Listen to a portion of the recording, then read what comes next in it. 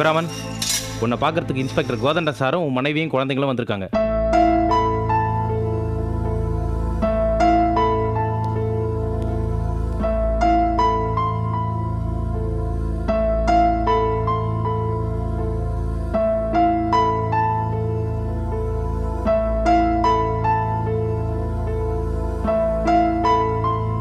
சிவராமன், உன்னுடைய தூக்கு தண்டனைய 7 வருஷ சிறை தண்டனையா குறைச்சி ஜனாதிபதி உத்தரவு அமைச்சிருக்காரு.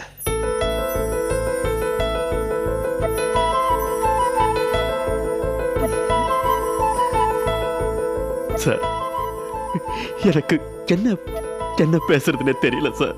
இருக்காதா பின்ன? தூக்கு கயிறை கழுத்துல மாட்டினதுக்கு அப்புறம் அந்த கயிற்றுலேருந்து தப்புன முதல் ஆளு தூக்கு தண்டனை சரித்திரத்திலேயே நீ அதான் இருக்க முடியும். ஜனாதிபதி கிட்ட பேசி கடைசி நேரத்துல என் தண்டனையை குறைச்சது உங்க குழந்தைங்க கௌதமும் கௌரியும் செஞ்ச உதவினா, கடைசி நொடியில என் உயிரை வந்து காப்பாத்தினீங்களே, அது நீங்க எனக்கு செஞ்ச உதவி சார். இதை நானும் என் குடும்பமும் எங்க உயிர் இருக்கிற வரைக்கும் மறக்க மாட்டோம். இல்ல இல்ல இல்ல, கௌதமும் கௌரியும் உங்களுக்கு பண்ணதுதான் உதவி. நான் என் கடமையை மட்டும்தான் செஞ்சேன். சார், இந்த மாதிரி குழந்தைங்க கிடைச்சதுக்கு நீங்க கொடுத்து வச்சிருக்கணும். இத்தனை வயசாயும் எனக்கு மன்னிக்கிற மனப்பக்குவம் இல்லாதனாலதான் தூக்கு மேடைக்கு போய் நின்ன. ஆனா இந்த பிஞ்சு குழந்தை நான் கடத்திட்டு போய் எவ்வளவோ கஷ்டப்படுத்தியும் அதையெல்லாம் மன்னிச்சு எனக்கு உதவி செஞ்சதுனாலதான் அந்த தூக்கு மேடையிலிருந்து இறங்கினேன். இந்த உதவிக்கு நான் எப்படி நன்றி செலுத்த போறேன்னு தெரியல சார். என்னங்க இப்படி பேசுறீங்க? நன்றி அதெல்லாம் சொல்லி எங்களை பெரியவங்களா ஆக்கிடாதீங்க. எங்களை குழந்தைங்களாவே இருக்க விடுங்க.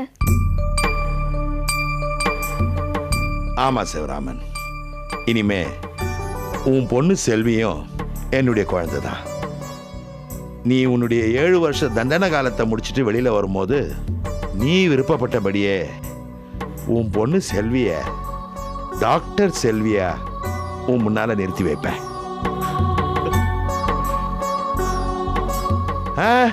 என்ன என்ன இது? நீங்க ஜெயில இருக்கிறீங்களேங்கிறத தவிர வேற எந்த கவலையும் எனக்கு இல்லைங்க. என்னங்க என்ன என்ன 7 வருஷம் 7 நாளா ஓடி போயிடும்.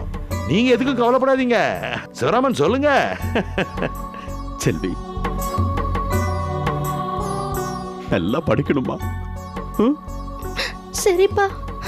செல்வி, வாரம் வாரம் கோயிலுக்கு போறியோ இல்லையோ, தவறாம அங்கிளை போய் பார்த்துட்டு வரணுமா? சிவராமன், என்னது என்னங்க? இல்ல சார், எனக்கு மட்டும் ஆண்டவன் கொடுக்கும் போது எல்லாத்தையும் கொடுக்கறான், ஆனா எடுக்கும் போது ஒரேடி எடுத்துக்கிறான். சிவராமன், சிவராமன், என் பெருமாள் எல்லாத்தையும் பார்த்து பாரு. அழாதீங்க. சிவராமன், டைம் ஆயிடுச்சு, வாப்பா.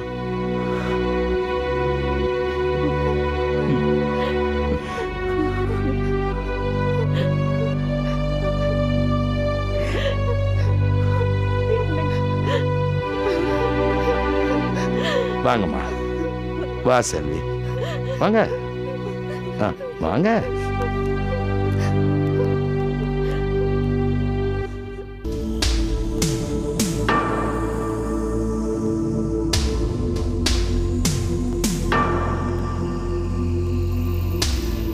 மன்னர் மட்டும் லீயை வென்று சிறையில் அடைக்காமல் இருந்திருந்தால் நமது நிலை திண்டாட்டம்தான்.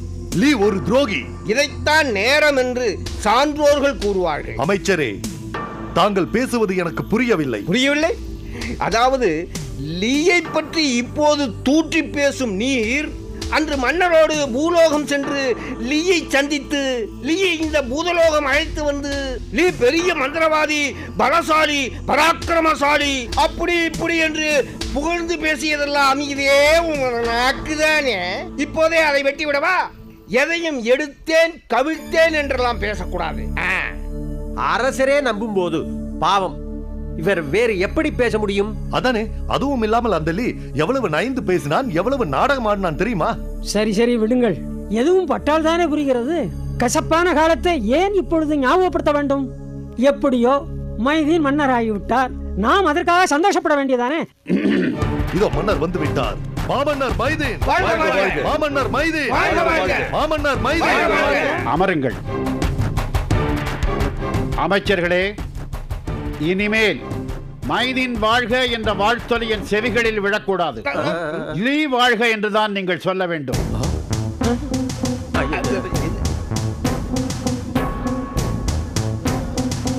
அண்ணா, இது என்ன குழப்பமான கட்டளை? நாங்கள் எதற்காக போய் லீயை வாழ்க வாழ்க என்று கூற வேண்டும்? லீயால் தானே நான் இப்போது வாழ்ந்து கொண்டிருக்கிறேன். அவனை நான் தோற்கடித்து சிறையில் அடைக்கவில்லை என்றால் நான் உங்கள் முன் அமர்ந்து பேசிக் கொண்டிருக்க முடியுமா? சிறையில் தானே இருக்க வேண்டும். அதனால் தான் லீ வாழ்கவென்று கூறி என்னை நீங்கள் வரவேற்க வேண்டும். இல்லை மன்னா, மிக குழப்பமாக இருக்கிறது உங்கள் புதிய தத்துவம். லீயை எங்களால் வாழ்க என்று கூற முடியாது. ஆமாம் அண்ணா, அழிக்க வேண்டிய அந்த மானுட ஜென்மம் லீயை வாழ்க என்று கூறுவதா? நமக்கு அவன் அரசனாயிருந்த அந்த ஓரிரு நாட்களும் பூதலோக காவியத்தின் கருப்பு பக்கங்கள். அவனை இங்கே சிறையில் கூட வைத்திருக்க கூடாது. எண்ணெய் குப்பரையில் போட்டு வறுத்தெடுத்து காகங்களுக்கு விருந்து படைக்க வேண்டும். இல்லை, அவனை வறுத்து எடுத்தே நமது கொப்பரையை அழுக்காக்குவோம். அவனை துண்டு துண்டாக வெட்டி நமது முதலைகளுக்கு போடுவோம். ஏன் அவனை அப்படியே தூக்கி போட்டால் நமது பண்ணையில் உள்ள முதலைகள் அவன் உடலை சாப்பிடாதா? அதற்காக நமது கத்திகளை ஏன் கரைபடிய செய்ய வேண்டும்? யோ மௌனம் அண்ணாங்கட்டி, நீயும் உன் பங்குக்கு ஏதாவது பேசி தொலையேன். போதும் மன்னா, என் கருத்து ஏதும் இல்லை. ஓஹோ, ஆக லீயை உரு தெரியாமல் சிதைத்தொழிக்க வேண்டும் என்பது உங்கள் எல்லோருடைய விருப்பம். விருப்பம் என்ன விருப்பம், வேண்டுகோளும் கூட. வேண்டுகோள் என்ன வேண்டுகோள்? இது எங்கள் லட்சியமும் கூட. அது லட்சியம் என்ன லட்சியம்? இது எங்களுடைய வெறி. உத்தரவிடுங்கள் மன்னா, அவன் கதையை நான் முடிக்கிறேன். அப்படியா? ஒரு நிமிடம் பொறு.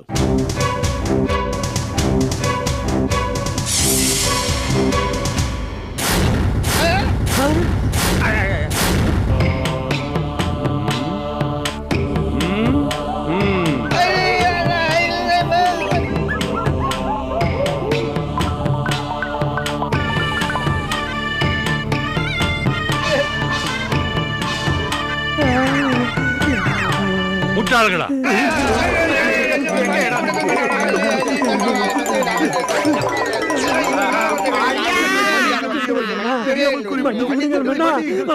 எழுந்திரீங்கள் முட்டாள் பூதங்களே! உங்கள் சேஷ்டைகளையும் மரண பிதற்றல்களையும் நிறுத்துங்கள். மைதீன் உருவத்திலே நான் உங்களை ஆண்டு கொண்டிருப்பது தெரியாமல் என்னை வெட்ட வேண்டும், குத்த வேண்டும், கூறு போட வேண்டும், எண்ணெய் கொப்பரில் வறுக்க வேண்டும் என்றெல்லாம் என்னிடமே சொல்கிறீர்களா? வாருங்கள், நானாக லீ ஸ்வாங்காக உங்க முன்னால் நிக்கிறேன். யார் யார் எப்படி எப்படி அழிக்க நினைக்கிறீர்களோ அப்படியே அழியுங்க. வாருங்கள் அடிமை பூதங்களே. என்னங்கடா எல்லாரும் ஆடு திருடி அகப்பட்டவன் போல் முடிக்கிறீர்கள்? ஏற்கனவே உங்கள் மன்னன் மைதீனை சிறையில் அடைத்த நான் இன்று அலாவுதீனையும் விளக்கில் அடைத்துவிட்டு மூசாவையும் இந்த பூதலோக எல்லை வரை கதற கதற துரத்துவிட்டு எதிரிகளே இல்லாத வெற்றி வீரனாக உங்கள் முன் நிற்கிறேன். என்னையா அழிக்க பார்க்கிறீர்கள்? இல்லை இல்லை மங்கி, குருவே, இவர்கள் தங்கள் எண்ணங்களை மாற்றிக்கொள்ளும் வரை சவுக்காலடி. இவர்கள் அலறுவது இந்த பூதலோக எல்லை வரை எதிரொலிக்க வேண்டும். அடித்து நொறுக்கு.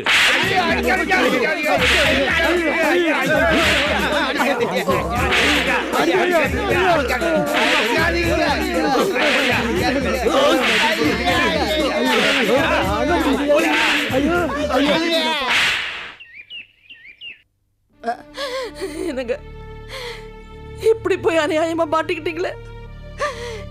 இனிமே உங்களை எப்ப கண்ணால பார்க்க போறேன்? பார்க்காமலேயே கண்ண மூடிடுவேனா? நீங்க வருவீங்களா இல்லையான்னு தெரியாம எந்த நம்பிக்கையில உயிர் வாழ்வேன்? கடவுளே சுக்கான், எங்களையே இப்படி எல்லாம் சோதிக்கிற. இப்பதான் எங்களுக்கு நல்ல வழி காட்ட போறியோ? அத்தை, மாமா எப்படியும் வந்துருவாரு அத்தை. நீங்க சாப்பிடுங்க அத்தை. சாப்பிட்டு 2 நாள் ஆச்சு. இப்படியே அழுதுட்டு உட்காந்துட்டு இருந்தா எப்படி? சாப்பிடுங்க அத்தை. எந்த நம்பிக்கையில அவர் திரும்பி வருவாருன்னு என்ன சாப்பிட சொல்ற? இல்ல அத்தை, என் மனசுக்கு என்னவோ வந்துருவாருன்னு தோணுது. எனக்கு தோணலையே. பிறந்து வளர்ந்து வாழ்ந்த இத்தனை வருஷத்துல அவரை யாருமே விளக்குக்குள்ள அடைக்கலையே, இன்னைக்கு லீ அடைச்சிட்டானே. விளக்குல இருந்து வெளியே வர்றது சாதாரண விஷயமா? இல்லம்மா, எனக்கு என்னமோ நம்பிக்கையே இல்ல. எல்லாம் முடிஞ்சு போச்சே. ஏன் இப்படி நம்பிக்கை இழக்கிறீங்க? எல்லாம் நல்லபடியா முடியும். சாப்பிடுங்க. இல்லம்மா, அவர் வராம நான் சாப்பிடவே மாட்டேன். நீ போறானே.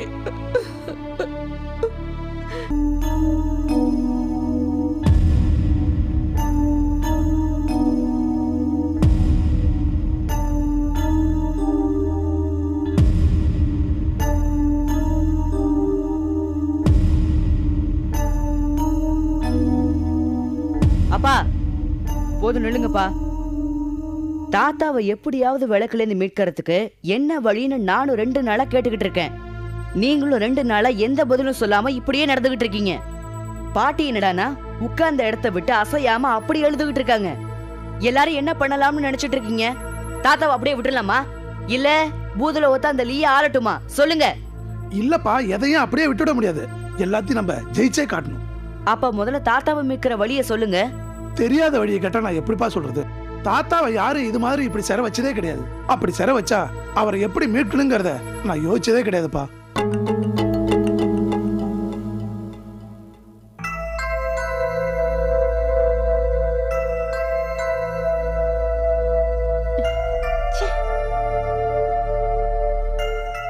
என்னம்மா எல்லாருமே இப்படி அழுதுகிட்டு இருந்தா எப்படிம்மா? பாட்டி 2 நாள் சாப்பிடவே இல்லடா. என்ன சொன்னாலும் கேட்காம அழுதுட்டே உட்காந்துட்டு இருக்காங்க. கண்காணாத இடத்துல மாமா அடப்பட்டு கிடக்குறாரு. கண்ணுக்கு எதிராக அத்தை உட்காந்துட்டு அழுதுட்டு இருக்காங்க. இதை பார்த்துட்டு என்னால் எப்படி சந்தோஷமா இருக்க முடியும்? அப்ப அதுக்கு முடிவுதான் என்ன? ஏய் மூசா, ஒன்னு செய்யலாம். அம்மாவை சமாதானப்படுத்தி இதுக்கு ஏதாவது வழி இருக்கான்னு கேட்கலாம். அப்பா இப்பதாப்பா நீங்க ஒரு நல்ல ஐடியாவை சொல்லிருக்கீங்க. வாங்கம்மா வாங்க.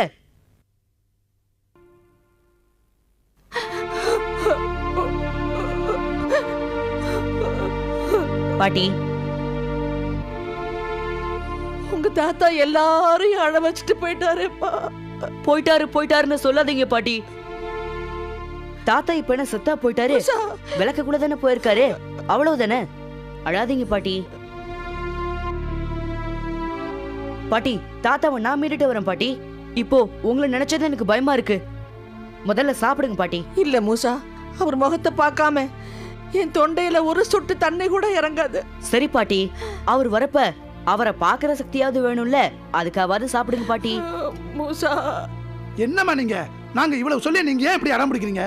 அப்பா மாட்டிக்கிட்ட கவலை எங்களுக்கு மட்டும் இல்லையா என்ன? ஆமாத்த, நீங்க தெம்பா இருந்தாதான் உங்களை பார்த்து நாங்க தெம்பா இருக்க முடியும். சாப்பிடுங்க பாட்டி. என்ன நம்புங்க பாட்டி. தாத்தாவை நான் மீட்டுட்டு வந்து உங்க முன்னாடி நிக்க வைக்கிறேன். இது ஏன் மேல ஆணு. கொஞ்சம் சாப்பிடுங்க பாட்டி. வேண்டான்னு சொல்லாதீங்க, நானே ஊட்டி விடுறேன். சாப்பிடுங்க சாப்பிடுங்க.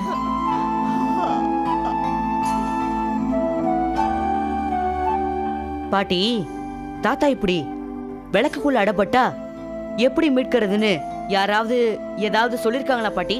எப்பவோ ஒரு தடவை உங்க தாத்தாவோட தாத்தா, உன் புருஷனை பத்திரமா பாத்துக்கமா, அவன் விளக்குக்குள்ள போயிட்டான்னா அப்புறம் சொர்க்கத்துக்கு போய் முன்னோர்களை சந்திச்சு அவங்க உதவியை கேட்க வேண்டி இருக்கும்னு சொன்னதா ஞாபகம் மூசா. பாட்டி, சொர்க்கத்துக்கு எப்படி போறது, எப்படி முன்னோர்களை சந்திக்கிறது, அத பத்தி ஏதாவது சொன்னாங்களா? இல்லப்பா, அது அவங்களும் சொல்லல, நானும் கேட்கல. ஆனா நம்ம குலதெய்வம் சுக்கானுக்கு இத பத்தின எல்லா விவரமும் தெரியும். அப்ப நான் பூதுலங்க போய் சுட்கானே கேக்குறேன். சாப்பிடுங்க. வேண்டாம்.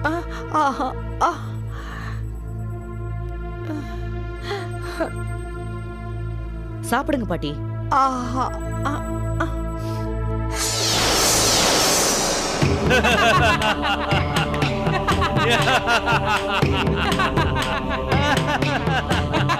என்ன குருவே, நாம இங்க பாத்துட்டு இருக்கிறது தெரியாம பாட்டியும் பேரனும் ஒரு மாபெரும் ரகசியத்தை மிக இயல்பா பேசிட்டு இருக்கிறாங்களே.